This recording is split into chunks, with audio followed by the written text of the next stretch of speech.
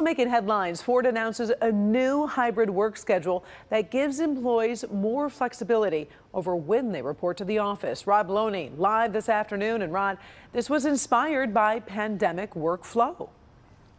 Well, it was, but that's kind of the end of it. They had started talking about this back in 2016, started researching what to do about the future of the office. And so they had a think tank come in. They started bringing in people to look at it. And then the pandemic hit, and it really brought home what it is that they can do. And one of the things they discovered, and car companies don't do things that don't work, they discovered that this hybrid work model for people at home actually increased production.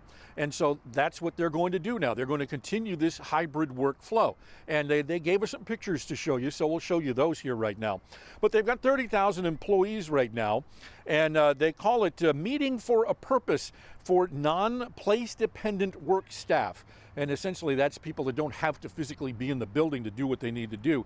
And so they're saying that this is great for employee retention, great for morale, and it's only meeting for a purpose. So in fact, if you want to get something done, you talk to your boss and then you figure out what is best for you in terms of when and where you work. So let's hear now from Dave Dubinsky, who is the head of Ford Land, which is in charge of all of the Ford offices and so forth, and see what he has to say about why they're doing what they're doing and how it all looks.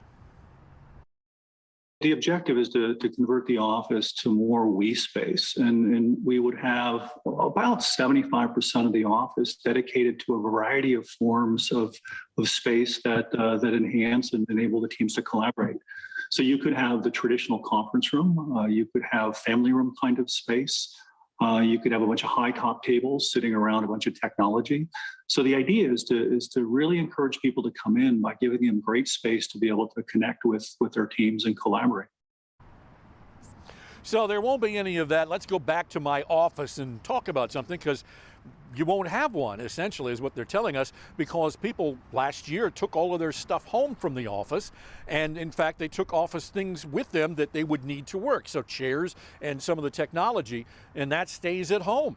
You won't have an office here. If you want to meet here, you go to a place where you can go. Now, one of the other things they're telling us is that the problem they've had with this, and they're trying to help their employees with this, is sort of stopping that blurred line between personal life and work life. And so that's something that they clearly have to go to work on and want to help their people with. But they're saying so far, as things stand, the pandemic has an upside, and it's changing the way the office is going to look in the future. We'll have more coming up on Local 4 News at 5 and 6. Reporting live from Dearborn, Rod Maloney, Local 4. Interesting announcement, Rod. Will be interesting also to see if other companies follow as well. Thanks. The Atlanta